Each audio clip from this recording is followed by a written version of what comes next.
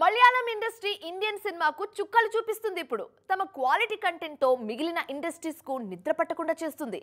ఎంత క్వాలిటీ కథలు లేకపోతే రెండేళ్లలోనే 5 ఇండస్ట్రీ హిట్స్ కొట్టి చూపిస్తుంది మల్లీవుడ్.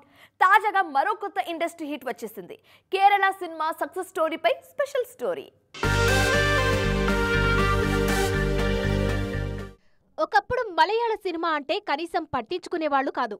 అవార్డుల కోసం తీస్తారు, కలెక్షన్లు కూడా పెద్దగా రావు అనేవాళ్లు. కానీ కొన్నేళ్లుగా వాళ్ల రేంజ్ మారిపోయింది.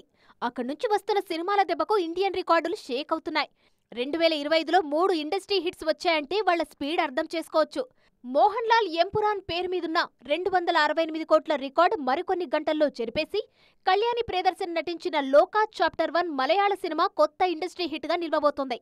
ఎలాంటి అంచనాలు లేకుండా వచ్చిన ఈ చిత్రం తుడరుం 242 కోట్ల రికార్డును 18 రోజుల్లోనే క్రాస్ చేసింది.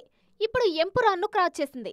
2016లో మన్యంపులి సినిమాతో మలయాళంలో తొలిసారి 100 కోట్లు కొట్టారు మోహన్ లాల్.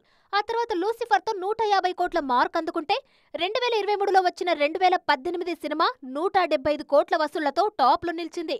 2024లో మంజుమెల్ బాయ్స్ 240 కోట్లతో ఇండస్ట్రీ హిట్ గా నిలిస్తే 268 కోట్లతో ఎంపురాన్ దాన్ని క్రాస్ చేసింది. ఇప్పుడు లోకా ఏకంగా 300 కోట్ల వైపు పరుగులు పెడుతోంది.